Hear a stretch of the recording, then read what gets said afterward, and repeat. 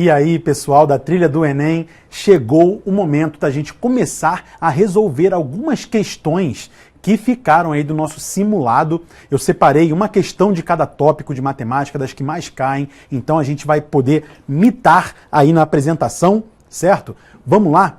Vamos começar a resolver a primeira questão, sem muitas delongas. Antes disso, clica no like, compartilha com todo mundo e vem comigo. Olha só, pessoal.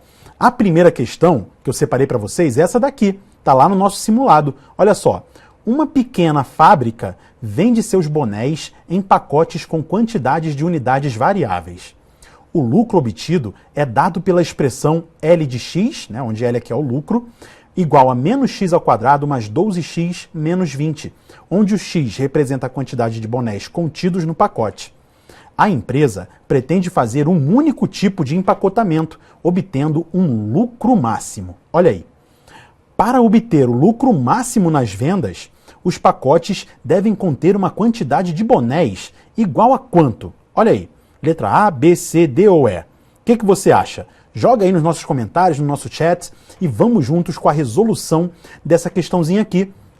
Repara que o enunciado da questão não é dos maiores, e o que ele pede aqui no comando, ó, ele quer saber qual é a quantidade de bonés que esse pacote deve conter. A quantidade de bonés, olha só, representado pelo X.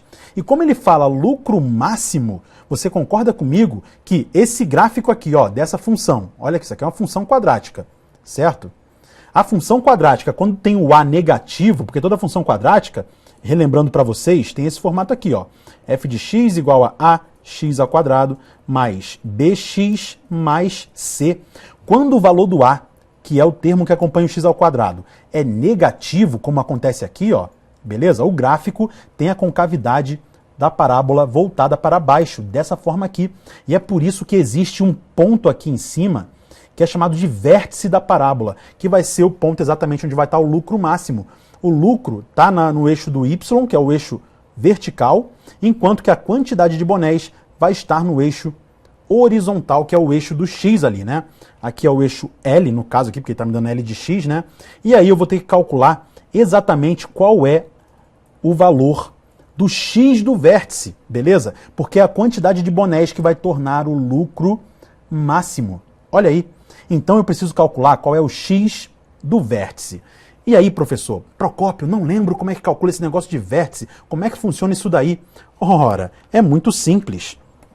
Para calcular o vértice de uma parábola, a gente vai usar o seguinte recurso. Anota aí, porque isso é muito importante para você. Olha só, eu sei que as coordenadas do vértice da parábola são o seguinte, ó. Primeiro vem o x do vértice, certo? E depois vem o y do vértice.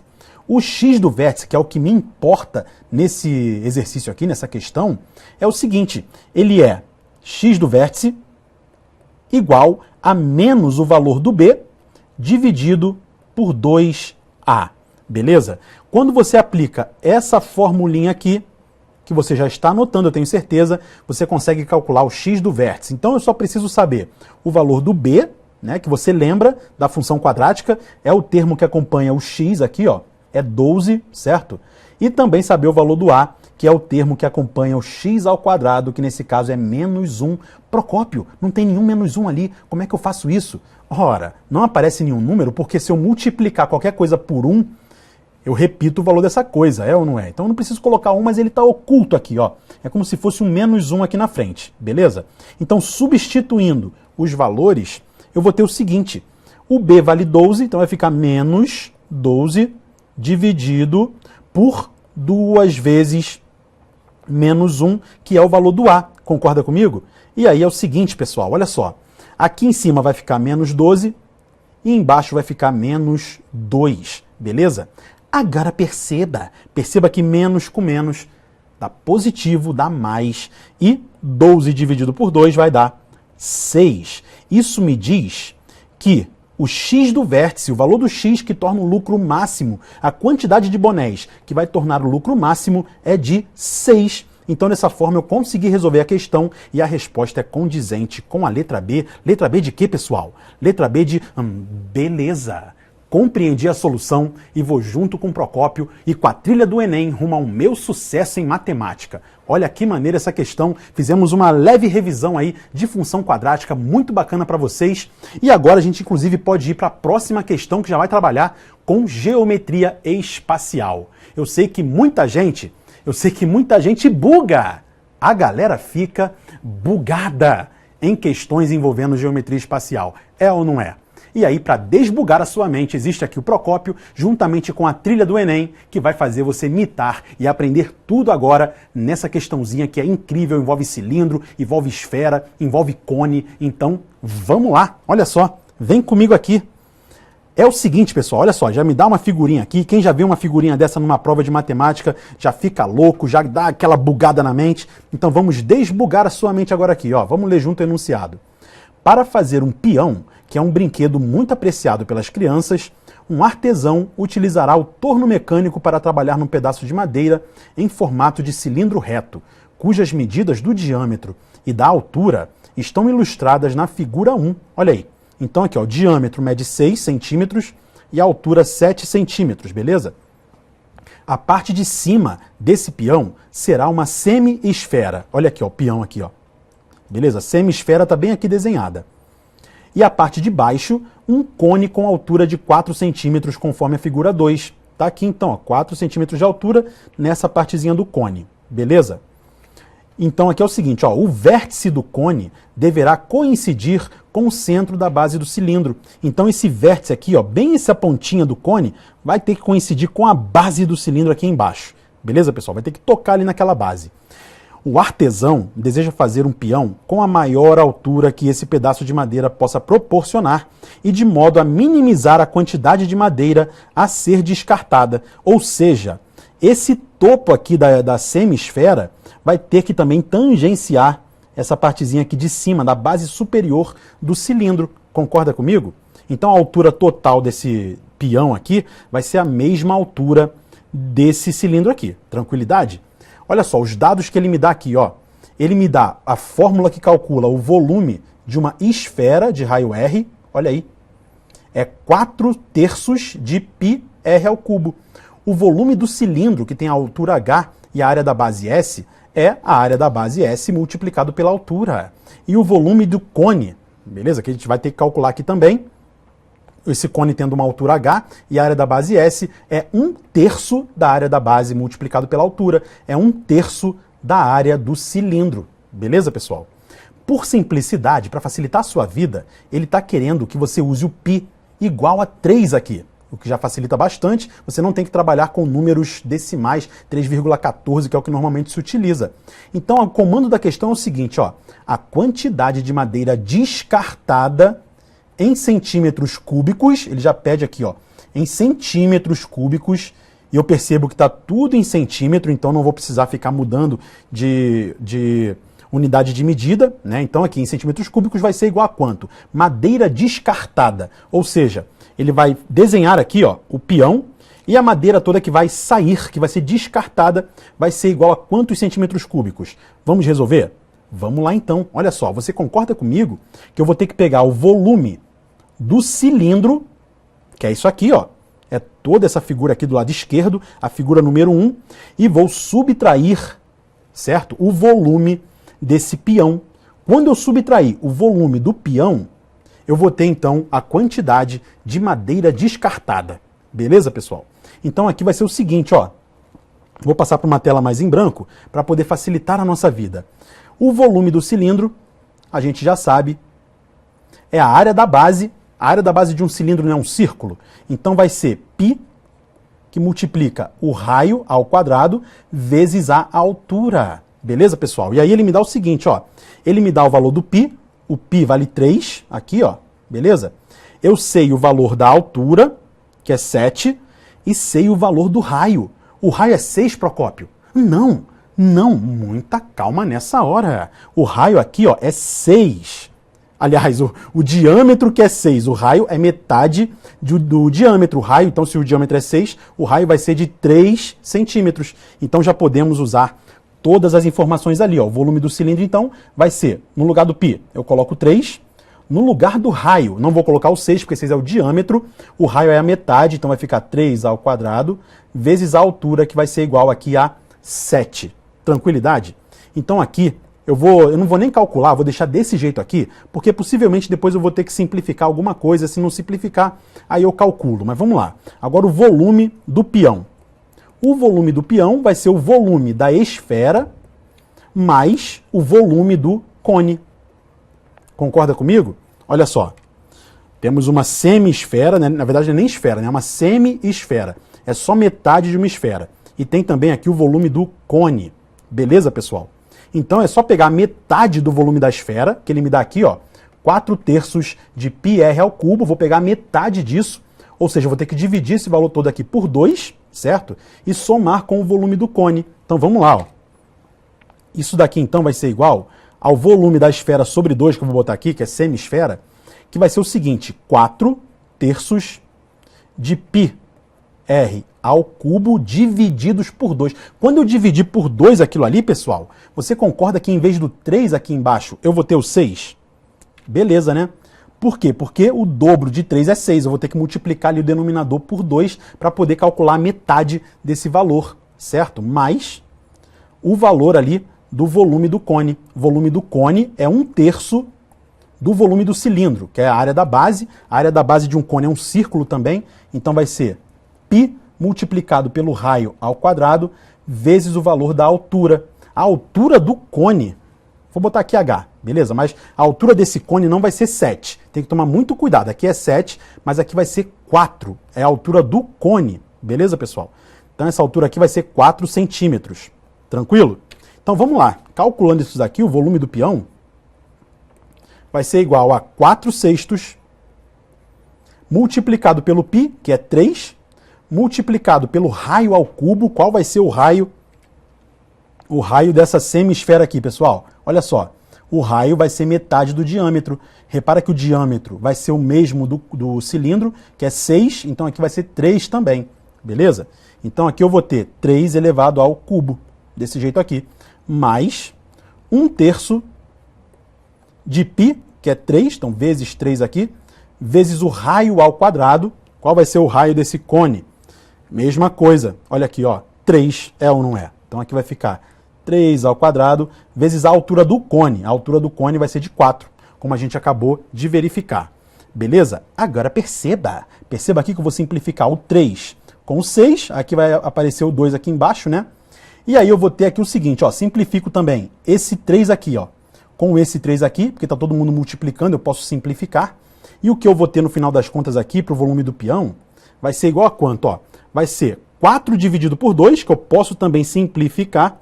Quanto dá 4 dividido por 2? Dá 2, beleza? E aí eu vou ter o seguinte, ó, 2 vezes 3 ao cubo. 3 ao cubo é 3 vezes 3 vezes 3. 3 vezes 3 é 9, vezes 3 de novo, 27. Então aqui vai dar 27 multiplicado por esse 2 aqui, ou seja, 54. Então vou acabar calculando ali aqueles valores, né? Então mais... Agora aqui, ó, o que me sobrou, esse 1 multiplicando qualquer coisa, não altera o valor de nada, né? O que me sobrou aqui foi 3 ao quadrado, que é 9, né? 3 vezes 3, vezes o 4. 9 vezes 4, 36. Repara que aqui, então, vai dar 54 mais 36, que dá 90. Aqui deu 90 centímetros cúbicos o volume do peão. E aqui em cima vai dar quanto, então, ó? Repara comigo aqui, 3 vezes 9, né? Vai ser a mesma coisa que 3 ao cubo, já calculamos, que é 27. E 27 vezes 7, ó, 27 multiplicado por 7, dá igual a quanto aqui? Vamos lá. 20 vezes o 7 vai dar 140. E 7 vezes 7 dá 49. 140 mais 49, 189 centímetros cúbicos. E agora, finalmente, rufem os tambores. Teremos a solução. A solução a gente já sabe, olha aqui, ó, é o volume do cilindro menos o volume do peão, que a gente acabou de calcular aqui. Então, volume do cilindro, 189 centímetros cúbicos, menos o volume do peão, 90 centímetros cúbicos. E quanto dá isso daqui? Muito fácil, muito simples. Se eu subtraísse 189 por 100, isso daria 89. Como eu estou subtraindo por 90, É só acrescentar 10 unidades, é ou não é? Então vai ficar 99 centímetros cúbicos e vai ser a resposta da letra E. Olha aí, letra E de quê, pessoal? Letra E de eita! Compreendi a solução. Ufa, essa daí deu trabalho, hein, pessoal? Foi um pouco complicada, mas você vê que o raciocínio matemático é muito bacana, envolvido nessa questão aí, raciocínio de geometria. Você tem que saber usar matemática básica, trabalhar com fração, trabalhar com potenciação, trabalhar com todo esse pensamento, esse raciocínio matemático, que vai te ajudar bastante lá na prova do Enem. E agora eu vou convidar o meu grande amigo Ives Urquiza para fazer duas questõezinhas, né, de física agora com vocês. Tranquilo. Vamos lá então, Ives. Todo seu, o tablado. Todo mundo me ouvindo direitinho, tranquilo? Procópio, estamos com quase 1000. Ainda não batemos os 1000, mas a gente vai bater o 1000, que a gente apostou uma pizza, que a gente batia 1000 antes de eu terminar minhas duas questões. Então, já sabe, manda aí muito coraçãozinho pra gente, muita curtida e compartilha esse vídeo com os amigos, que eu quero comer essa pizza de graça daqui a pouco. E quem estiver aqui perto em São Paulo ainda leva uma fatia também dessa pizza. Vamos junto. Volta pra cá. Na prova do Enem, como você já sabe, quem vem acompanhando aqui o Trilha do Enem, temos alguns conteúdos que são mais frequentes do que outros. E isso acontece porque algumas habilidades estão diretamente relacionadas a alguns conteúdos. O primeiro de todas as habilidades de ciência da natureza é a habilidade 1 da competência 1, que fala sobre reconhecer características ou propriedades de fenômenos ondulatórios ou oscilatórios, relacionando-os em diversos contextos.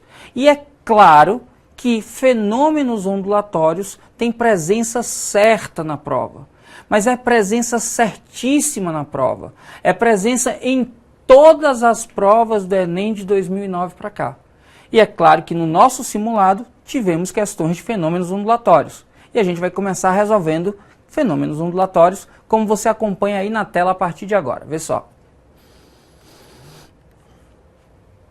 Essa questão que vocês fizeram no simulado, ela já foi cobrada na prova PPL, que para quem não lembra é privados de liberdade. É a prova para privados de liberdade, para os presidiários. E olha só o que ela diz. A corrida dos 100 metros rasos, bora destacar aqui, 100 metros rasos, é uma das principais provas do atletismo e qualifica o homem mais rápido do mundo. Um corredor de elite foi capaz de percorrer essa distância em 10 segundos, mais uma informação, com 41 passadas. Ué, para que essa informação de número de passadas? Que grandeza física é essa, Ives? Calma que você já vai entender. Ele iniciou a corrida com o pé direito. E aí a segunda parte da questão, por alguma razão não está aparecendo aí, que era o comando da questão, ele quer saber exatamente qual é a frequência do pé direito durante essa corrida. Opa, frequência? Como assim, Ives? É porque no comando da questão deixava claro que o pé direito ficava indo e vindo num movimento pendular. Volta para mim aqui, só para eu mostrar para o pessoal. Imagina que aqui é o corredor. E aqui eu tenho os dedos. Fazer em close que fica melhor, né? Então bora lá. Então tá aqui os dedos ó, na frente do meu rosto. Ele sai com o pé direito e aí ele alterna e o pé esquerdo vai para frente, olha onde está o direito. Depois o pé direito vai para trás. Aí depois vai, ó, para frente, para trás, para frente, para trás. Então eu posso imaginar isso aqui como um movimento pendular do pé direito. E ele quer saber exatamente qual é o período, não a frequência, o período do pé direito ao longo da corrida. Bora voltar para o texto? Então não é frequência, eu escrevi frequência porque o movimento é periódico, mas ele quer período. É só você olhar aqui, ó, tudo tem S de segundo. Aí você diz, caramba, Ives, como é que eu resolvo essa questão? Olha que coisa simples. O primeiro passo foi dado com o pé direito, então eu vou botar aqui D. O segundo passo foi com o pé esquerdo, vou botar aqui E. O terceiro, D. O quarto, E. O quinto, D. O sexto, E. o sétimo, D. E aí eu não vou botar todos, mas perceba que o primeiro, depois o terceiro, depois o quinto, depois o sétimo, ou seja, os passos de número ímpar são dados com o pé direito e os passos com o número par são dados com o pé esquerdo. Então, se a gente colocar os últimos, o 39º é ímpar, vai ser dado com o direito. O 40º, que é par, com o esquerdo. O 41º e último é dado com o direito. Veja que cada ciclo, direito, esquerda, direita, são 2 passos. Do direito para o esquerdo 1, do esquerdo para o direito 2. Aí eu tenho de novo, eu tenho de novo, e eu tenho aqui no último de novo. Ora, se eu tenho que contar a passada direita sempre nos ímpares, eu vou ter quantos intervalos? Do 1 ao 3 eu tenho o primeiro intervalo. Do 3 ao 5 eu tenho o segundo intervalo. Do 5º ao 7º o terceiro intervalo. Olha lá, atenção, perceba que o primeiro intervalo termina no 3, que é 2 vezes 1 mais 1. O segundo intervalo termina no 5, que é 2 vezes 2 mais 1. O terceiro termina no 2 vezes 3 mais 1, que é 7.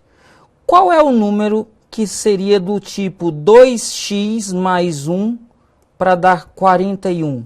Aí ficou fácil, né? 2x é igual a 40, x é igual a 20. Ou seja, eu tenho 20 ciclos de pé direito, esquerdo, direito. Então, eu movimento o pé 20 vezes para frente e para trás. Só que essa corrida demorou quanto tempo? Demorou 10 segundos. Ora, se eu faço 20 ciclos em 10 segundos, quanto tempo eu demoro para fazer um só, que é exatamente o nosso período? Então, se eu faço 20... Opa, desculpa, quanto tempo está aqui do lado de cá. É quanto tempo em segundos, que é o nosso período, eu demoro para fazer apenas um do lado de cá. Deixa eu escrever aqui que ficou meio bagunçado. Eu faço 20 ciclos em 10 segundos, então eu vou fazer um ciclo em T, que é o nosso período. Fazendo o bom e velho produto dos meios é igual ao produto dos extremos, 20 vezes o período é igual a 10 segundos, o período então vai ser igual a 10 segundos dividido por 2, simplificando eu fico com meio, e quando eu volto para as alternativas, a alternativa correta é letra C, C de coisa fácil. Tranquilo? Eita, quer anotar, né? Pô, tava com tanta vontade de voltar para falar para você, mas aí volta lá então para você poder anotar rapidinho. Tira um print para você entender depois com calma, para a gente não desperdiçar esse tempo nosso que é precioso e para a gente já passar para a próxima questão. Olha só, essa questão também foi PPL, mas olha como ela é bem maior, hein? Lembrando que vale a pena você começar lendo o comando da questão. E aí o comando da questão diz: sabendo-se que o tsunami consiste em uma série de ondas sucessivas, qual é o valor mais próximo do intervalo de tempo entre duas ondas consecutivas? O nome desse intervalo de tempo é período. Então, aqui é uma segunda questão falando sobre período. Aí volta para mim. A prova do Enem faz muito isso. Ela coloca em momentos diferentes conteúdos próximos com nível de dificuldade na questão diferente. Por que isso? Porque quando a gente vai compor a nota da prova do Enem, a gente leva em consideração a consistência das respostas, não apenas as respostas certas e erradas. A gente escolheu aqui para mostrar para vocês duas questões que pedem exatamente a mesma coisa, período, só que com níveis de dificuldades diferentes. E aí, atenção, se você pega na mesma prova as duas questões e acerta a questão fácil e erra a questão difícil, para a TRI isso é correto. Se você faz a questão difícil sem acertar a questão fácil, para a TRI isso é estranho. Porque como é que você tem o mesmo conteúdo e erra a questão simples acertando a questão difícil? E aí o que acontece com isso? Você é penalizado. Embora você vá receber pontos pela questão, você não recebe a pontuação completa, porque foi estranho você ter errado a questão simples. Agora, se você acerta a questão fácil e a questão difícil sobre o mesmo tema, ok, você tira a nota máxima nas duas questões. Ok? Então eu trouxe essas duas primeiras questões sobre a mesma pergunta para você entender que isso pode acontecer na prova e a razão de ser é validar pela TRI qual a consistência do seu caminho. Tranquilo? Tranquila? Então acompanha aqui. Em 26 de dezembro de 2004, um tsunami devastador, originado a partir de um terremoto na costa da Indonésia, perceba que até aqui nenhuma informação para a gente usar na resolução da questão. Atingiu diversos países da Ásia, matando quase 300 mil pessoas. Até aqui nada para a informação da questão. Então, se você precisar ler de novo, nem começa daí. O grau de devastação deveu-se em boa parte ao fato de as ondas de um tsunami serem extremamente longas, com comprimento de onda, aqui tem uma informação, que é o nosso lambda, de cerca de 200 quilômetros. Primeira informação relevante. Isso é muito maior que a espessura da lâmina de líquido D do oceano, típica do Oceano Índico, que é de cerca de 4 quilômetros. Esse 4 quilômetros se refere a essa informaçãozinha que ele chamou de D. Nessas condições, com boa aproximação, a sua velocidade de propagação torna-se dependente de D, obedecendo a relação V igual a G vezes D. Isso eu já vou anotar aqui, porque certamente isso vai ser informação útil, G vezes D, e ele diz para a gente que esse D vale 4 quilômetros. Bora voltar. Nessa expressão, G é a aceleração da gravidade, que pode ser tomada como 10 metros por segundo ao quadrado. Então, olha só, eu já tenho o D e eu já tenho o G. Alerta de incompatibilidade de unidades.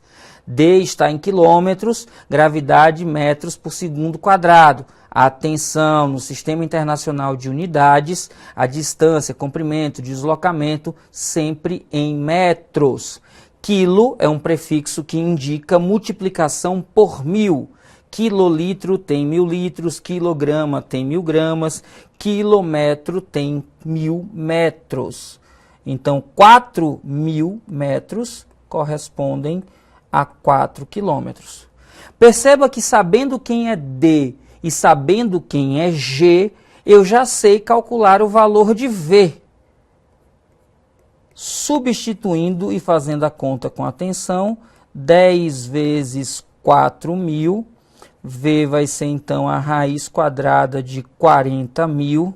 Rafael Procópio, lá no Matemática Rio, tem vários truques e muitas dicas para você fazer esses cálculos rapidamente.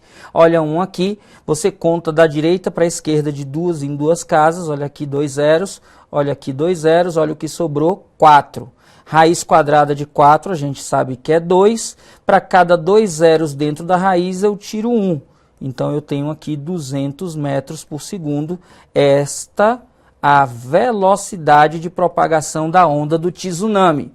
É isso que ele quer? Volta. Não, ele quer o período T.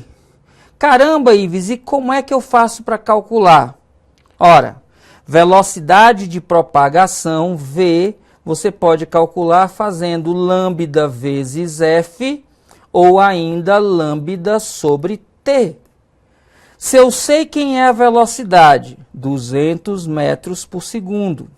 Eu sei quem é o comprimento de onda. Quanto é, Ives?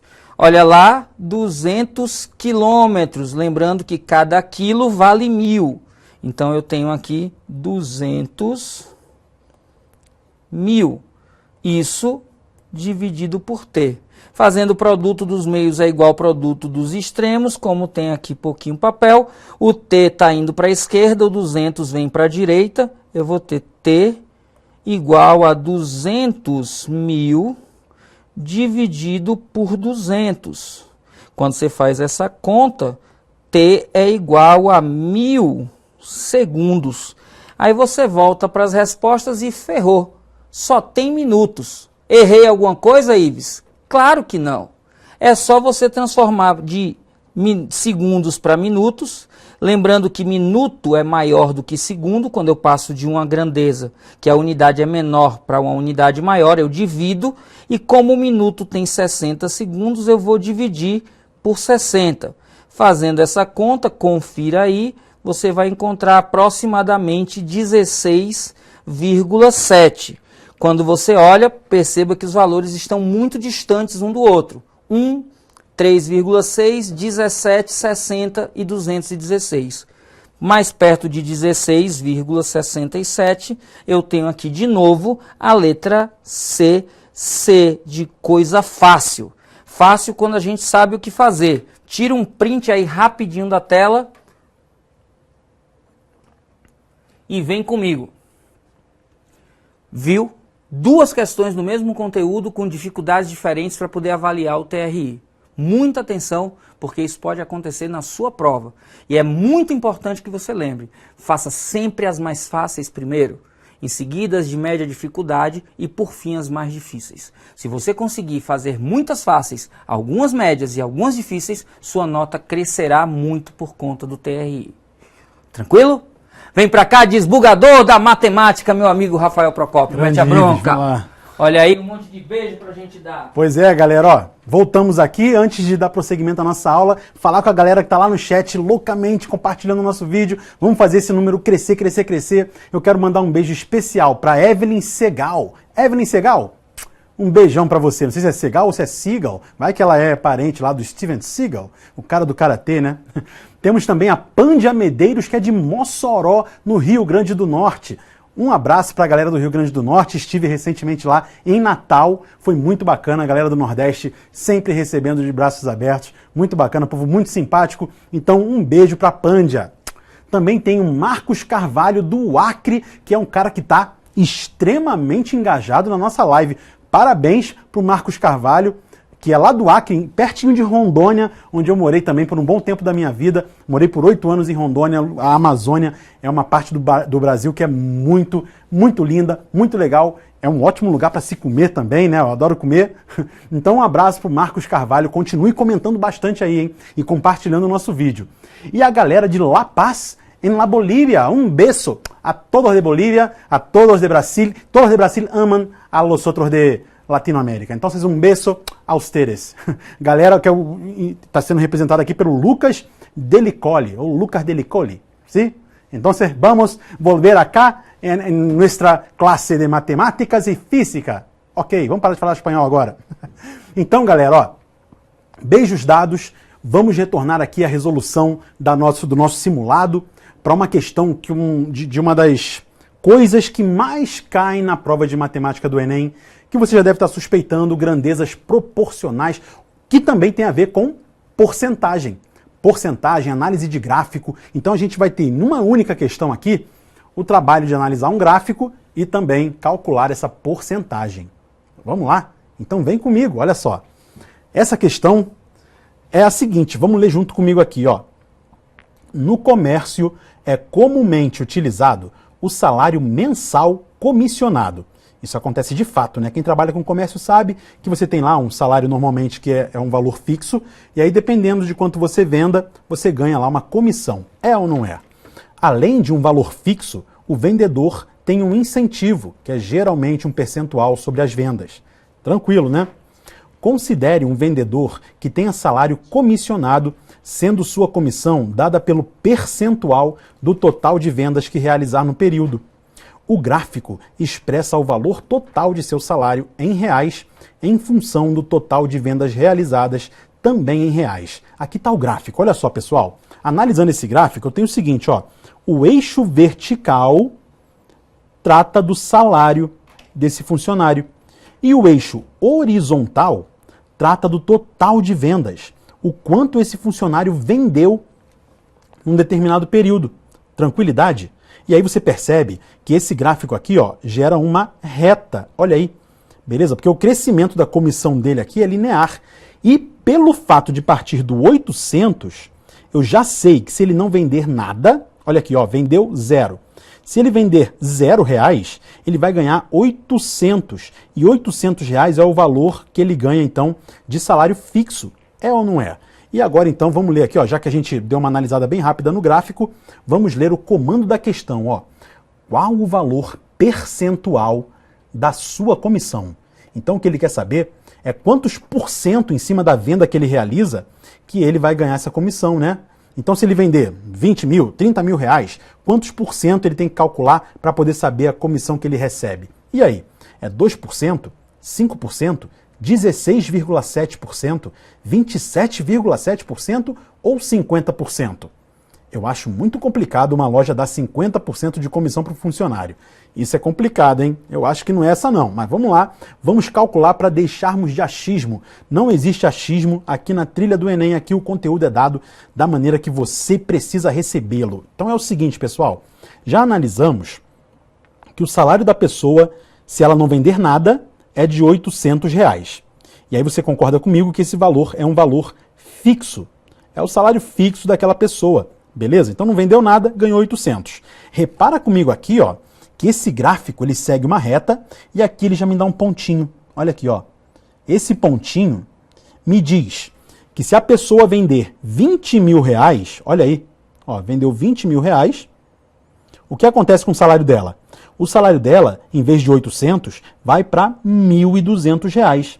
Olha aí, R$1.200 de salário se ela vender 20 mil reais. E aí, qual foi a comissão que ela ganhou? Ora, se ela não vende nada, ganha 800. Se ela vende 20 mil, ela ganha 1.200. Você concorda comigo que a variação aqui, ó, do 800 para o 1.600 foi de R$400. Beleza? Como é que eu sei disso? É só pegar o valor 1.200 e fazer menos os R$800. Repara comigo que isso vai dar igual a R$400, que é o valor, tá, que ela ganhou de comissão. Ou seja, esses R$400 foram um valor de comissão em cima dos 20 mil reais que essa pessoa vendeu. Concorda comigo? Então aqui eu já posso fazer o seguinte, olha só. Eu já posso perceber que a pessoa ganhou R$400 em cima de 20 mil reais. Desse jeito aqui. Tranquilidade? E olha só, agora para facilitar a minha vida, quando eu tenho cálculos assim que envolvem números com muitos zeros, uma fração com zero em cima, zero embaixo, eu posso simplificar. Eu posso cortar esse zero com esse zero aqui, com esse zero aqui, e repara que eu tenho 4 sobre 200. Então aqui vai ficar 4 sobre 200. Beleza pura? E agora eu tenho duas formas diferentes aqui que eu vejo de calcular a porcentagem. Olha só, vamos escrever aqui então, ó, o 4 sobre 200. Olha o nome do negócio, porcentagem. Porcentagem. É tudo junto, mas eu escrevi separado de propósito para você perceber aqui, ó, que é por cento, por 100. É alguma coisa dividido por 100. Aqui eu não tenho 200. Para esse 200 virar 100 é muito fácil, muito simples. É só dividir por 2, beleza? Mas se eu dividir por 2 aqui embaixo, para não alterar o valor da fração, eu divido por 2 aqui em cima também. Olha aí. Então eu vou ter 4 dividido por 2, 200 dividido por 2. Aí eu vou ter aqui, ó, 2, né, que é o resultado de 4 dividido por 2, e a metade de 200 vai dar 100, que era o que eu queria. Eu queria o denominador 100 para chegar à conclusão, então, ó, dos 2%. 2 sobre 100 é a mesma coisa que 2%. Tranquilo? Mas, Procópio, tem outra maneira de fazer isso daí? Tem. Olha aqui comigo, ó. Aqui não é uma fração, não é 4 sobre 200. Eu posso também calcular quanto é 4 dividido por 200. Beleza? Vai dar um mesmo resultado. Olha só, como aqui, certo? O dividendo é menor do que o divisor, eu preciso fazer o que para continuar essa conta? Eu preciso botar 0, você já aprendeu isso lá em matemática básica, e aqui fica 40. Eu acrescento um zerinho ali. Mas o 40 ainda é menor que o 20, então eu coloco mais um zerinho aqui, ó, e posso acrescentar um outro zero ao lado do 4, que fica 400. 400 dividido por 200, eu posso muito bem eliminar esses zeros aqui agora, né? Para facilitar a minha vida e ficar com 4 dividido por 2, na verdade, né? E 4 dividido por 2 vai dar igual a 2. E olha só, deu 0,02. Procópio, você não tinha encontrado 2%? Pois é, encontrei 2% exatamente porque aqui está na forma percentual, enquanto que aqui está na forma de número decimal. Para transformar um número decimal numa porcentagem, é muito fácil, muito simples, amiguinho. Olha só, 0,02 precisa estar sobre 100. Você concorda comigo com isso? Porém, se eu dividir um número por 100, eu altero o valor dele, beleza? Para poder balancear isso daí, eu vou multiplicar aqui em cima por 100. Por quê? Porque se eu multiplico por 100 e divido ao mesmo tempo por 100, eu não altero o valor desse número, certo? E aí, ao multiplicar por 100, qualquer número decimal multiplicado por 100, a vírgula anda 2 casinhas para a direita. É um truque, né? O 100 tem 2 zeros, então a vírgula vai andar 2 casinhas para a direita e vai ficar 2 sobre 100, que é a mesma coisa também que 2%. E aí você vê que a resposta dessa questão vai ser o quê? Vai ser a letra A de eu tô maluco para mandar bem no Enem e vamos juntos que o nosso sucesso aqui com o Procópio, aqui com a trilha do Enem, é garantido. E eu tô muito feliz porque atingimos a marca de 1000. Galera, 1000 pessoas assistindo a gente é muita gente. Só que esse número ainda pode aumentar, eu tenho certeza. Eu e o Ives queremos comer uma pizza no final da live, né, Ives? E aí, pra gente comer essa pizza, precisa chegar a 2000. Vamos compartilhar, pessoal. Compartilha aí, marca os amigos, dá o like e vamos seguir com a resolução das nossas questões. Olha só, a próxima questão também é uma questão muitíssimo importante.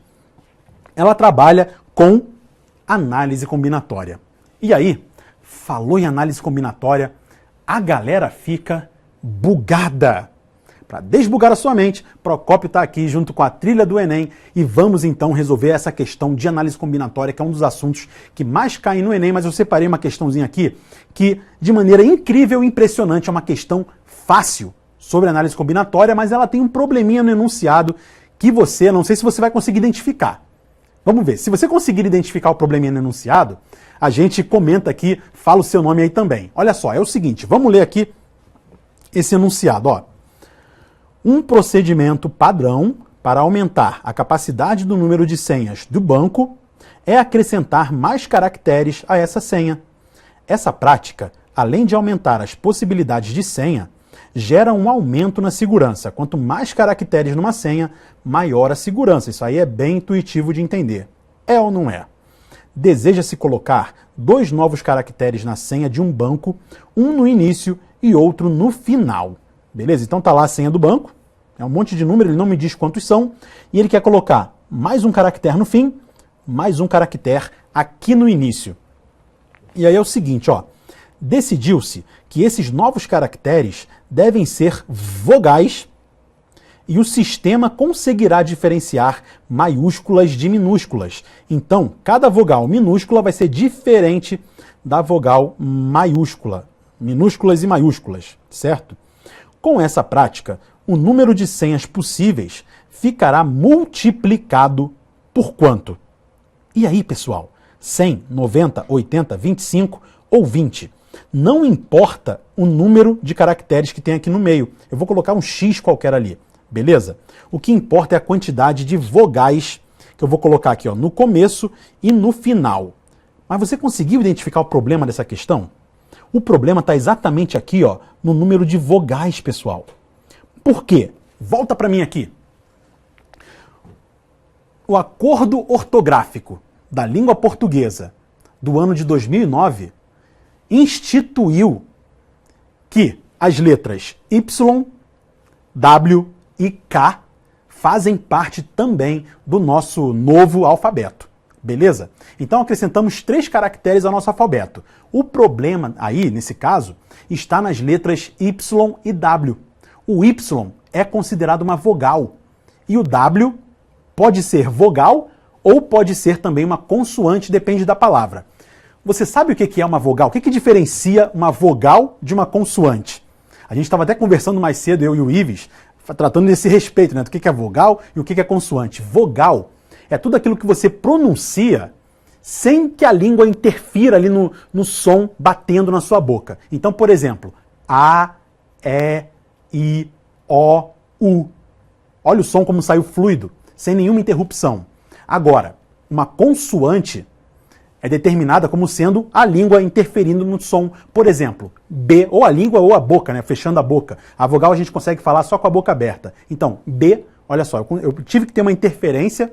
C, K, Q. Repara que não é um som fluido igual ao da vogal. Então, o Y, como a gente lê como sendo a letra I, normalmente, né? I, não tem interferência alguma, ele é uma vogal. E o W, muitas vezes, tem som de U, certo? Como what, né? Na língua inglesa, muitas vezes. Como quite, né? Um país que tem no Oriente Médio lá, o quite. Temos também o W como sendo uma consoante, como por exemplo no nome Wagner. Normalmente o W, quando está na língua alemã, ele tem esse som de V, enquanto na língua inglesa, normalmente ele tem som de U. Por exemplo, web, que é rede, né? Então web tem o som de U. Então temos o Y e o W como vogais. Repara comigo que agora a gente não tem mais 5 vogais no nosso alfabeto, são 7. 7 vogais. E aí, tem um problema nessa questão. Volta para a questão aqui. Repara que se eu usar 7 vogais, eu vou ter um probleminha aqui, né? Porque eu teria 14 possibilidades aqui, 14 possibilidades aqui, porque ele diferencia as minúsculas das maiúsculas. E aí, esse número da senha do banco ficaria multiplicado, as possibilidades, né, por 14 vezes 14, que dá 196. Não tem essa resposta aqui. E aí, Procópio, como é que faz? Ora, nesse problema aqui, ele considerou ainda o acordo ortográfico anterior. O acordo ortográfico anterior utilizava apenas A, E, I, O e U. Beleza? 5 vogais. E aí, nesse caso, você considerando as 5 vogais, eu teria 10 possibilidades lá no comecinho da senha e 10 possibilidades no final da senha. E quando a gente tem um E, você lembra em análise combinatória, o E a gente multiplica. Escrevi errado de propósito. O OU, se fosse um OU, a gente soma. E o E multiplica. Então a gente vai multiplicar, com o perdão do erro na hora de falar, vai multiplicar esses números. 10 vezes 10 é igual a 100. E aí a resposta dessa questão vai ser a letra A. Eu tô maluco para mandar bem no Enem, porém, essa questão aí tem um probleminha no enunciado, como eu mostrei para vocês, né? O enunciado dela tá meio torto porque não considerou o acordo ortográfico atual. Mas é uma questão de análise combinatória, pode ser que bugue a sua cabeça, mas agora o Procópio está aqui, junto com a trilha do Enem, para desbugar o seu cérebro, e agora você sabe que o E multiplica e o OU soma. Beleza, pessoal? Agora eu chamo novamente aqui o grande mito da física, o maior canal de física do Brasil, Física Total, professor Ives Urquiza. Venha para resolver mais questões de física, a galera tá pedindo. Você vai compartilhar de novo esse vídeo, né? Tenho certeza. Vai imitar aí na internet, vai convidar os amigos para curtir agora a solução do Ives. Partiu, Valeu, Ives. Partiu. E uma coisa legal, Rafa, a turma do YouTube tá mandando um abraço e a gente não mandou abraço para eles ainda. Galera, forte abraço. Você que tá aí no YouTube também acompanhando a gente no Trilha do Enem. Muito obrigado por estar com a gente e vamos juntos que tem muita coisa boa para vir ainda, viu? E Procópio, estamos acima de 1000 e tem que chegar em 2000. E a gente não contabilizou a turma do YouTube, tem o pessoal do YouTube para somar também. Então vai chamando os amigos, Facebook, YouTube, vamos juntos para bater essa meta e comer um pouquinho de pizza. Próxima questão, acompanha aí a leitura. Um chacareiro deseja instalar em sua propriedade uma turbina com um gerador de eletricidade de 2 HP, power em queda de água de 20 metros de altura. Sabendo que 1 HP é igual a 3/4 de kilowatt, espera aí, deixa eu fazer logo essa conta. Então, 2 HP será 2 vezes 3/4 de quilo, que eu já falei antes que vale 1000 watts.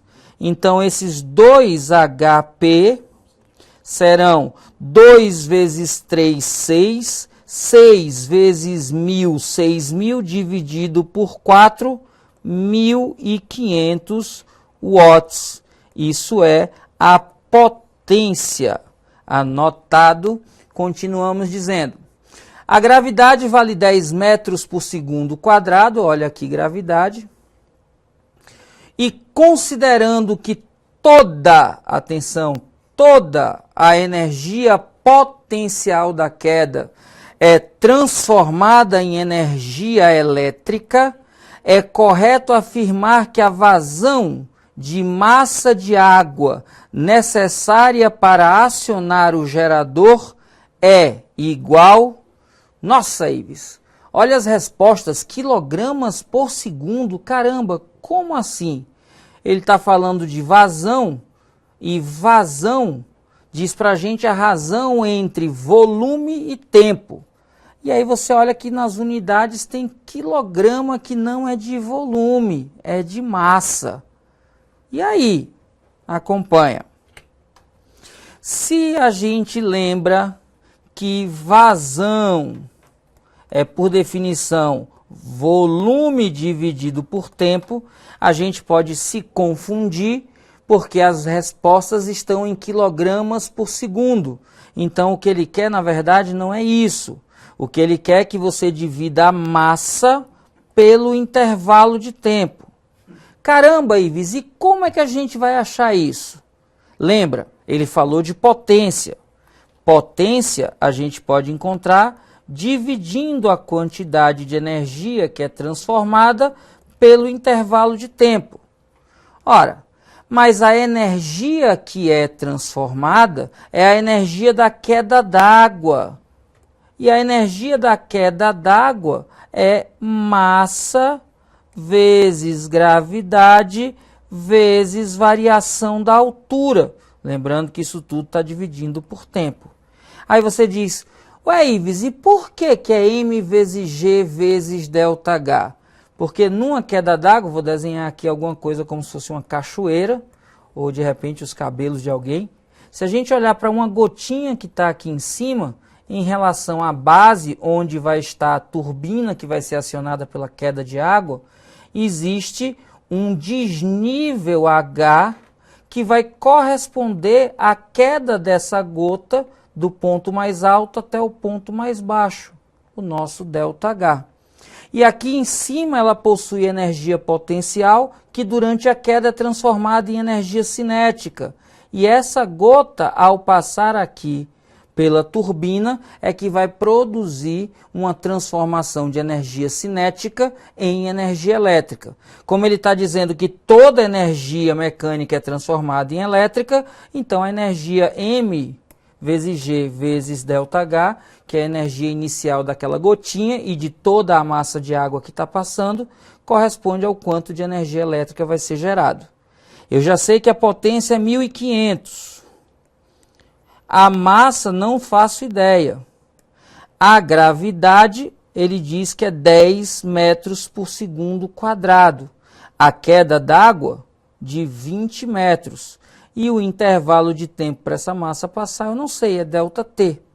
Mas perceba aqui em cima que o que ele está procurando, pela unidade que ele dá, é a razão entre a massa e o intervalo de tempo. Se a gente passa esse 10 para o segundo membro, se a gente passa esse 20 para o segundo membro, na verdade, desculpa, se a gente passa o 10 do segundo membro para o primeiro membro, se a gente passa o 20 do segundo membro para o primeiro membro, a gente vai ficar com 1500 dividido por 10 vezes 20 é igual a M sobre ΔT, que é o que a gente está procurando. Simplificando 0 em cima com 0 embaixo, de novo, a gente fica com 15 sobre 2. Então, a razão entre a massa e o intervalo de tempo é de 15 dividido por 2, 7,5 quilogramas por segundo. Voltando para cá, a gente olha aqui de novo, a letra é a letra C. C de coisa fácil, tranquilo demais quando você sabe o que fazer. E é por isso que você está no Trilha do Enem, para entender o que você precisa e aprender aquilo que vai ser útil na prova. Atenção! Por que agora eu não disse printa aí? Porque se você está inscrito no trilhadoenem.com.br, você pode ver quantas vezes quiser e que pedaço de vídeo quiser de todas as lives que foram passadas aqui. Estão lá todas organizadas e você tem acesso a elas direto pelo Trilha. Então já sabe, corre lá e se inscreve, trilhadoenem.com.br. Como a prova de matemática é mais extensa do que a prova de física, a gente fez um bem bolado aqui, eu e o Rafael, e ele vai fazer um pouco mais de questões do que eu. Então, por isso, eu fiz só um agora e eu chamo de volta o mito, o desbugador da matemática, Rafael Procópio. Uhul! Valeu, Ives. Grande Ives Urquiza. Galera, a gente está na reta final de preparação para o Enem. E aí, a gente vai ter aí, ó, a divulgação do gabarito do Enem nos dias que acontecem as provas. Então, no dia 5/11, a gente vai ter aula aqui na Trilha do Enem de 2 professores mitos, que já estão fazendo várias lives aqui com a gente, que são professora Pamba, do Redação em Gramática Zica, e o professor Walter Sola, do Se Liga Nessa História.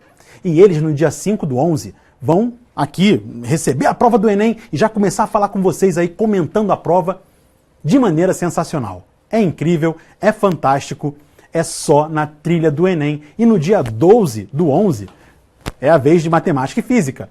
Eu, Rafael Procópio, com a prova de matemática, Ives com a prova de natureza, vamos fazer o comentário logo após a prova. Então, você não tem o que pensar. Acabou a prova? A parte direto para a Trilha do Enem, www.trilhadoenem.com.br. Além de ter esses recursos incríveis, vai ter também a divulgação do gabarito e vai ter o comentário da prova feito pelos maiores professores da internet. Tranquilo, galera? Combinado? Avisa aí para seus amigos e agora vamos continuar a resolver. Deixa eu só beber uma aguinha aqui que ninguém é de ferro. Muito bom. Partiu. Olha só, pessoal. Essa questãozinha aqui, ela trabalha com um conceito de estatística, que é o conceito de mediana. Tem muita gente que confunde mediana com média aritmética. Não pode confundir. Vamos ler aqui o enunciado, que a gente vai ver como é que resolve essa questãozinha aqui. Olha só. Os salários em reais dos funcionários de uma empresa são distribuídos conforme esse quadrinho aqui. Olha aí. A mediana dos valores dos salários dessa empresa é, em reais, quanto? A, B, C, D ou letra E? Joga nos comentários aí. Vamos tentar ver se a galera consegue adivinhar. Normalmente questões envolvendo mediana, média, elas são mais tranquilas de serem resolvidas, mas você não pode confundir um conceito com outro. Mediana é aquele conceito de estatística dos valores que, depois de organizados em ordem crescente, é aquele valor que está mais centralizado. E aí é o seguinte, se eu tiver um número ímpar de valores, o que está no meio, por exemplo aqui, ó, 1, 2, 3, 4, 5 valores. O que tiver no meio, depois que eu coloquei na forma, né, em ordem crescente, o que está no meio vai ser a mediana. Procópio, e se houver mais um valor, se forem 6 valores? Aí eu pego os 2 mais centralizados e calculo a média aritmética entre eles. Tranquilo, galera? O que é a média aritmética?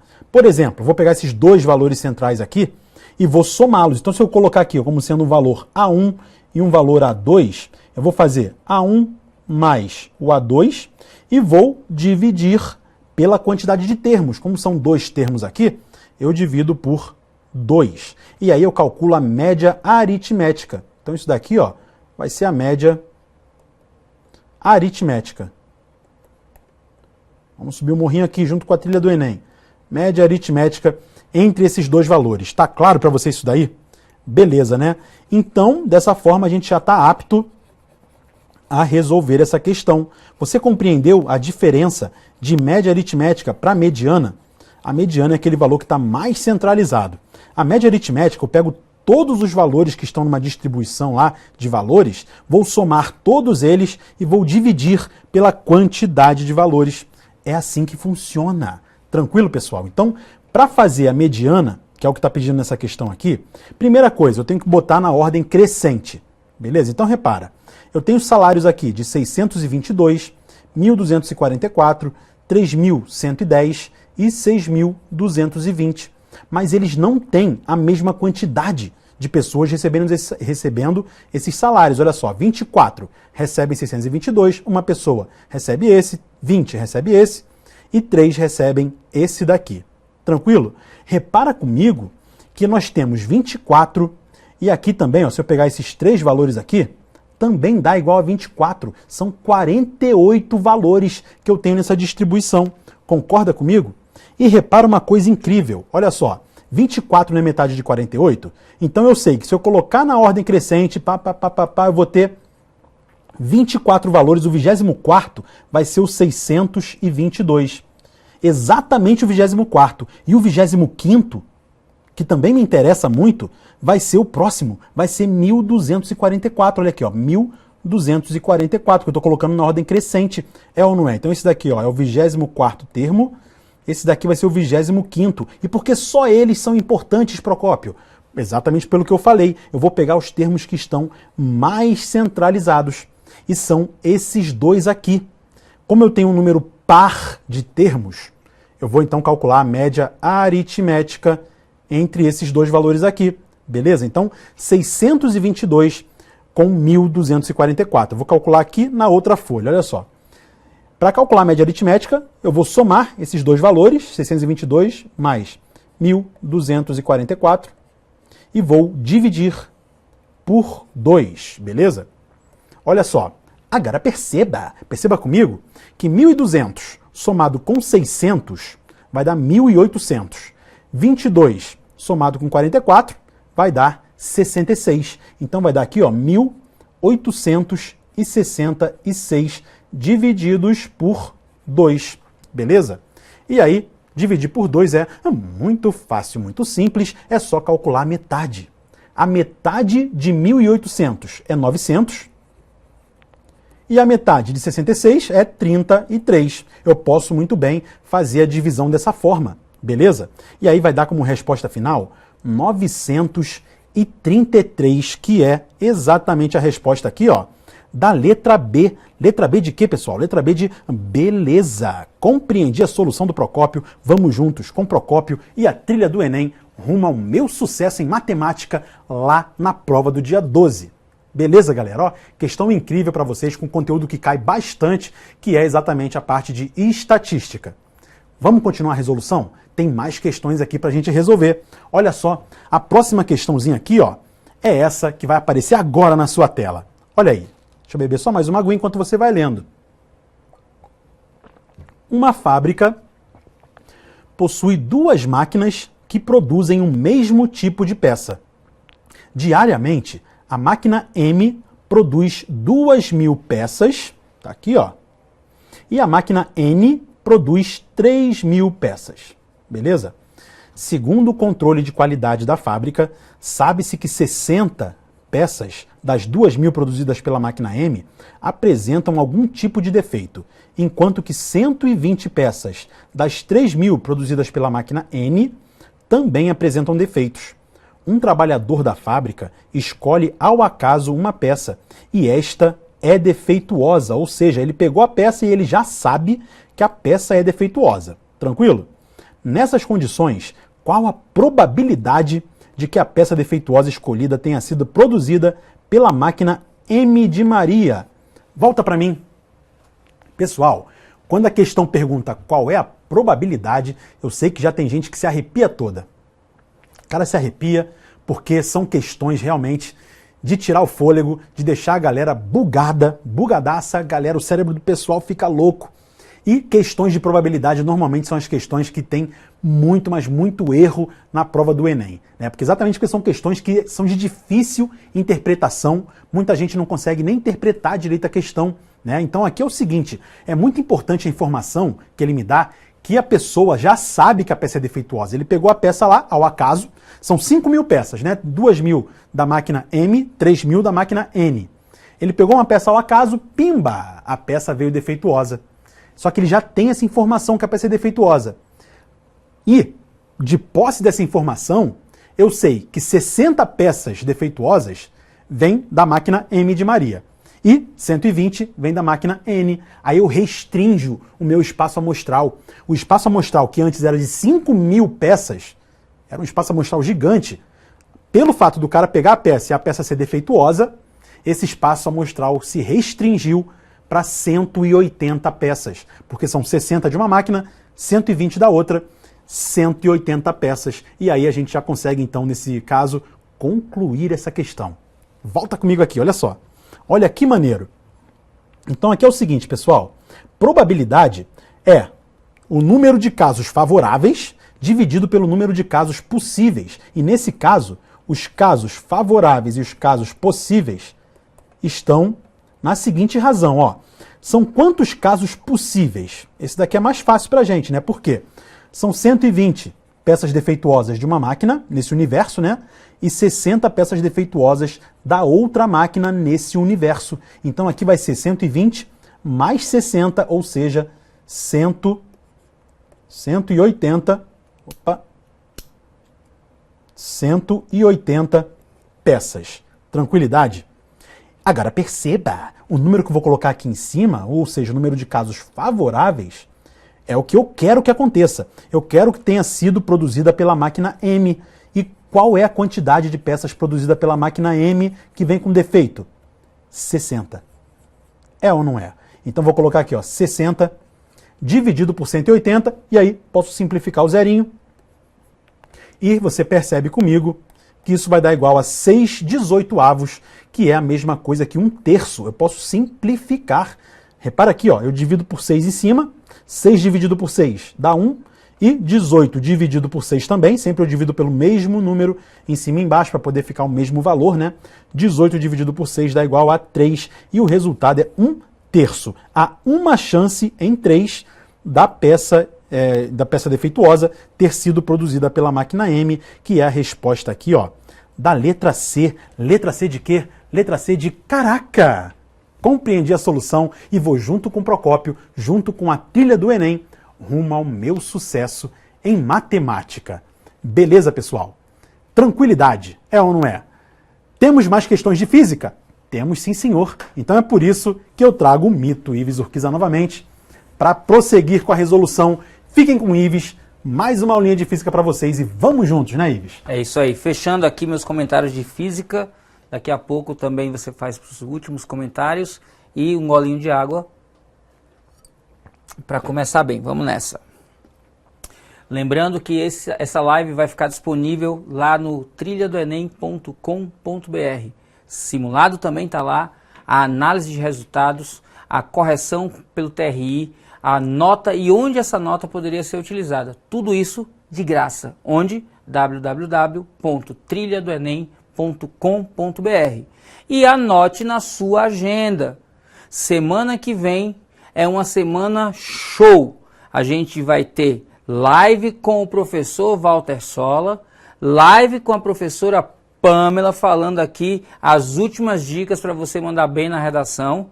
E no dia 5, os dois vão estar aqui juntos comentando a primeira prova do Enem 2017. Saia da prova e corra para a trilha do Enem, que vamos estar aqui, na verdade vão estar aqui o Walter, a Pamela e o convidado especial, que é o Castanhari, que vai entregar de bandeja para você o gabarito extraoficial em primeiríssima mão. Vai ver primeiro aqui na trilha do Enem. Mas bora fazer uma questãozinha aqui que falta para a gente meter bronca.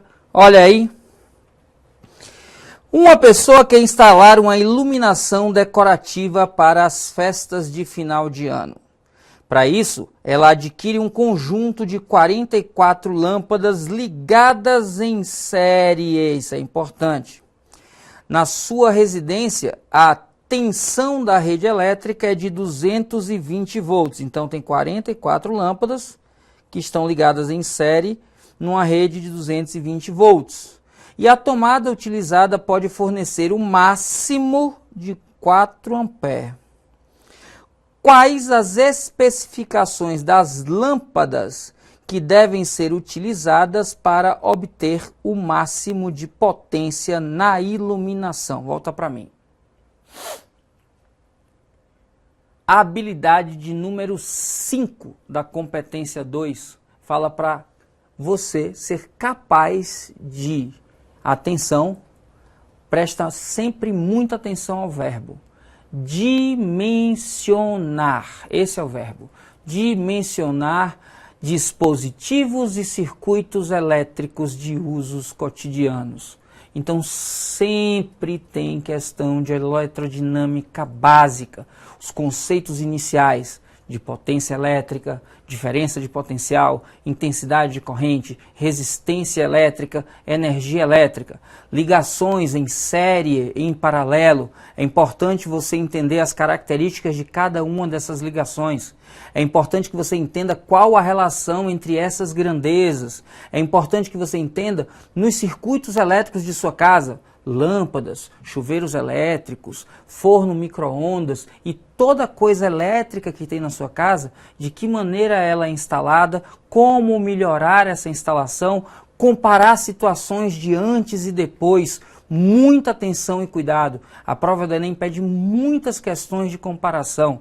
Relacione de forma simples, identificando o que é constante e vendo se a relação entre as grandezas é direta ou inversa. A gente já falou isso aqui em uma das lives. Lá no trilhadoenem.com.br você pode assistir a nossa segunda live que a gente discutiu um pouco sobre isso. Tranquilo? Então bora para a questão para resolvê-la. Primeira questão, vamos para uma regra simples que eu brinco aqui, que eu chamo de regra do psil. Você faz um jogo da velha e escreve P-S-I-U, psil. P quer dizer paralelo, S quer dizer série. O I é a nossa intensidade de corrente e o U é a nossa DDP. Aí você precisa lembrar o seguinte, em série a corrente I é igual. Aí você faz, em série corrente é igual, repete na diagonal, o resto é tudo, soma e a física é sensacional. E total, física total, olha aí. Então, perceba que em série, o que é igual é a corrente elétrica e em série, lá embaixo, eu somo a DDP. Em paralelo, eu somo as correntes e em paralelo, lá embaixo, a igualdade é das DDPs. Então, em série, eu tenho a mesma corrente e isso é importante porque ele fala qual o máximo de corrente que a gente pode ter fornecido pela tomada. E aí ele quer saber quais as especificações das lâmpadas para que elas possam utilizar obtendo o máximo valor de potência. Então a gente tem 44 lâmpadas e em série a gente sabe... Eita, eu não sei como apaga, vou fazer uma coisa bem feia e riscar isso aqui. Eu esqueci como apaga. Ctrl E. Eita, amigo Rafael limpou aqui, ó, Ctrl E, virou a borrachinha. Olha, coisa linda. Pronto, e aí Ctrl C de canetinha. Valeu, Rafa. Então a gente já sabe que em série a gente tem que o valor de I é igual para todas as lâmpadas. E quanto é o valor de I nesse caso? I é igual a 4 amperes, porque é o máximo que a gente consegue de corrente para tomada. E a gente sabe que em série o valor de U de cada elemento é somado para obter o U total. Ora, mas eu tenho 44 lâmpadas iguais. Logo, o U da lâmpada 1 mais o U da lâmpada 2, mais o U da lâmpada 3, 4, 5, até o U da lâmpada 44, tem que corresponder ao valor do U da rede elétrica, que é de 220 volts. Como todos esses U são iguais, porque as lâmpadas são iguais, eu tenho então 44 vezes o U de cada lâmpada, que eu vou chamar de U de L, sendo igual a 220 volts. Logo, o U de cada uma das lâmpadas, a DDP em cada uma das lâmpadas, é 220 dividido por 4. Aí eu tenho 5 volts. Essa é a primeira informação. Perceba que então eu já descarto a letra C, já descarto a letra D, já descarto a letra E. Eu tenho agora só que identificar quanto vai ser a potência em cada uma dessas lâmpadas. E aí fica fácil, deixa eu separar aqui, porque eu posso encontrar a potência pelo produto U vezes I em cada lâmpada. A potência então vai ser igual a U, que é de 5 volts, vezes o valor da corrente, que é a mesma em todas as lâmpadas, 4. Logo, a potência vai ser de 20 watts. Isso quer dizer, então, que cada uma das lâmpadas tem que ser conectada em 5 volts, vai ser percorrido por 4 amperes e vai dissipar a potência máxima, nesse caso, de 20 watts. E a alternativa que diz isso para a gente está aqui na letra A. A de aprovação. Aprovação que é o seu destino, fera. Aprovação que é o seu destino. Se você está aqui acompanhando a gente até agora, está dando aí seu melhor e vai fazer isso até o final da sua jornada, eu tenho certeza que a sua vaga está cada vez mais próxima. E para que ela fique ainda mais próxima, ainda tem uma questão do mito da matemática, meu amigo, o desbugador Rafael Procópio. Valeu, Ives. Voltamos aqui, galera, para a questão derradeira de matemática, que vai envolver geometria plana, também um dos assuntos que mais são cobrados lá na prova do Enem. E a questão de geometria plana que eu separei para vocês envolve calcular o perímetro de um círculo. O círculo, pessoal, é a superfície da figura. Então, por exemplo, uma moeda de R$1 é um círculo. Agora, circunferência é o perímetro desse círculo. Seria, por exemplo, um anel. Um anel tem o formato ali de uma circunferência. Tá claro para você isso daí? Beleza, né? Então, nessa questão que a gente vai fazer agora, isso vai envolver o cálculo da periferia do círculo, ou seja, a circunferência, que se assemelha mais ou menos ali a um anel. Vamos lá? Vem comigo então, olha só. Aqui é o seguinte, ó. Um homem determinado a melhorar sua saúde resolveu andar diariamente numa praça circular, e já está falando aqui, ó, que a praça tem um formato circular, que há em frente à sua casa. Todos os dias ele dá exatamente 15 voltas em torno da praça, que tem 50 metros de raio. Ele me dá o valor aqui do raio dessa praça. Beleza? Use 3 como uma aproximação para o π. Novamente, ele me dá o 3 aqui, não 3,14. Ele facilita a minha vida, hein? Qual é a distância percorrida por esse homem em sua caminhada diária? E aí? Letra A, B, C, D ou letra E? Repara comigo, o que é muito importante, que ele me dá o raio em metros, mas a resposta ele me dá em quilômetro, olha aí. Então, não é só calcular o perímetro dessa praça, né? Porque ele está caminhando em volta da praça, beleza? Então ele quer, ó, em torno da praça, ele quer saber o perímetro. Imagina que a praça é um círculo, ele está caminhando em torno da praça, fazendo essa linha vermelha aqui. Tranquilidade? E aí, eu vou, ao calcular isso, né, eu vou saber a resposta em metros. Depois eu tenho que transformar de metro para quilômetro, para daí ter a resposta final. Beleza? Então, essa praça aqui, ele me diz que tem raio, ou seja, o raio é esse segmento que liga o centro da circunferência, né, à sua borda. E aí o raio aqui, ó, que eu vou chamar de R, é igual a 50 metros. Beleza? E eu quero calcular o valor aqui da circunferência. Olha aí, circunferência. Beleza? Mas Procópio, como é que eu calculo o valor da circunferência? Muito fácil, muito simples. Olha só, a fórmula, né, para calcular a circunferência é C de circunferência igual a 2π raio. Caraca, Procópio, dá para decorar isso daí usando uma mnemônica? Mnemônica é uma técnica de memorização. Pois é, dá sim, pessoal. É só você ter duas criancinhas lá, serelepes, brincando, que você tem, essas duas criancinhas aqui são o quê? Ó? São 2 pirralhos, né? 2 pirralhos, que eu vou chamar de pirraios. Beleza? Então, para decorar a fórmula da circunferência, basta ter 2 pirraios. E essa dica aqui é sensacional.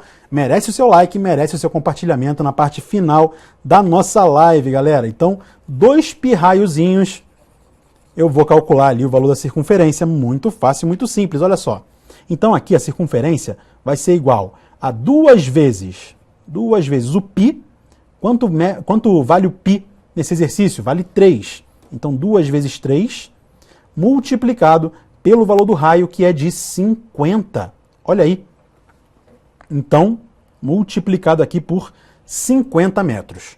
Isso daqui vai dar igual a quanto? Ó, a circunferência vai ser igual a 6, né? 2 vezes 3 aqui, ó, 6.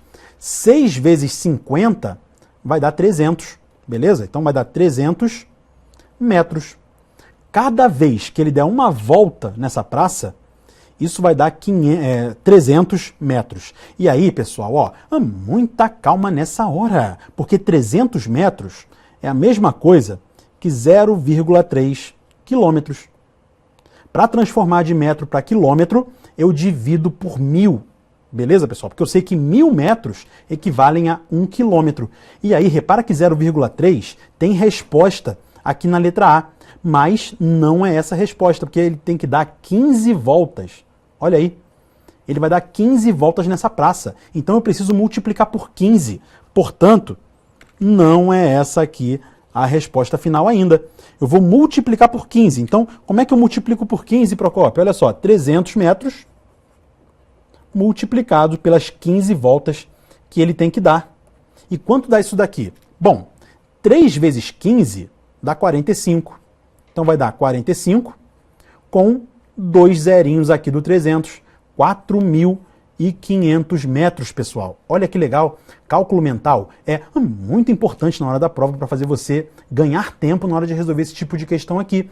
E aí, como eu sei que ele não quer a resposta em metro, ele quer sim em quilômetros, aí eu faço 4.500 divididos por 1000. Simplifico 2 zerinhos daqui com 2 zerinhos daqui, vou ter 45 dividido por 10 e agora uma outra dica matadora do Procópio. 45 dividido por 10. Quando eu divido qualquer coisa por 10, o 45 ele é a mesma coisa que 45,0. Concorda comigo? E aí, dividir por 10 é a mesma coisa que andar com essa vírgula uma casinha para a esquerda. Portanto, a resposta final aqui, ó, vai ser igual a 4,5 quilômetros. Beleza? Então, 4,5 quilômetros é o que ele vai percorrer e a resposta aqui, com toda certeza, vai ser a letra E. Letra E de quê, pessoal? Letra E de eita! Compreendi a solução, um monte de macete legal, um monte de truque legal, um monte de técnica maneiraça para você mitar na prova do Enem, que eu tenho certeza que vai cair muitas questões de geometria plana, muitas questões de geometria espacial, probabilidade, análise combinatória, porcentagem, tudo que nós abordamos aqui, função, tudo que nós abordamos aqui vai cair sem dúvida alguma, eu te garanto. Se não cair, você pode me cobrar. Eu te garanto que quando a gente voltar aqui no dia 12/11 para corrigir a prova do Enem, aí, comentar a prova, resolver algumas questões com vocês, vai ter questões envolvendo todas essas áreas aí. Beleza, pessoal? Eu estou recebendo aqui, ó, a direção tá me comunicando aqui que a galera tá querendo dica para a prova. Eu vou chamar para isso o Ives aqui comigo, né, Ives? Opa, pra gente na dividir hora. aqui, né? Porque a gente tem algumas dicas para o pessoal fazer a prova. Qual dica que você daria para o pessoal de física? Na verdade, eu vou dar uma dica matadora, como você diz, para questões em geral. Toda questão do Enem, ela vem estruturada da mesma forma. Ela tem uma apresentação do problema, que a gente chama de texto motivador, em que é apresentado o contexto do problema. Em seguida, no último parágrafo, antes das alternativas, você tem o comando da questão, que diz para você aquilo que você de fato tem que fazer na questão, e por fim as alternativas. Muitas questões do Enem costumam ter textos longos, e muitas vezes ao final da leitura desse texto motivador, quando você lê a pergunta, você precisa voltar para o texto para buscar o que ele pede. E aí você tem um gasto de tempo adicional pela releitura. Se você pega o último parágrafo antes das alternativas, e aí esse último parágrafo já te diz o que você precisa do texto, quando você vai para ele, você evita fazer releitura, lendo apenas uma vez e economizando incríveis 30 segundos em média por questão. Aí você diz, caramba, Ives, 30 segundos? Numa prova de 90 questões, 30 segundos é 1h30.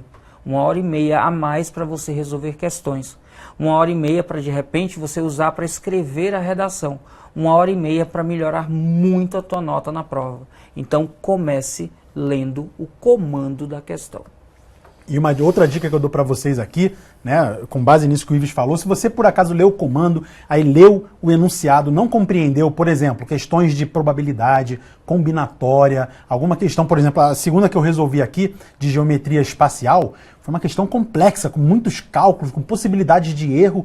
Esse tipo de questão, é bom que se você tiver com insegurança na hora de resolver, que você pule, que você não fique ali tentando, não, é questão de honra. Não, tenha humildade, né, e tente resolver essas questões depois. Faça primeiro aquilo que você consegue de fato fazer, porque aí a sua nota vai ser maior, porque você vai resolver as questões, provavelmente, que são mais fáceis. Aí depois disso, você volta lá, o seu cérebro sempre vai ficar trabalhando ali em segundo plano, então a tendência é que a sua nota seja maximizada se você fizer isso. Tranquilo, pessoal? Lembrando, hein, é muito importante isso que o Rafael falou, porque não é quem resolve as questões mais difíceis que garante a maior nota, mas é quem tem o caminho mais consistente e resolve o maior número de questões com consistência. Se você deixa de fazer 5 questões fáceis para fazer 2 difíceis, você com certeza tira uma nota menor do que se você tivesse feito as 5 fáceis e não tivesse feito as difíceis. E outra coisa, muito, muito, muito importante.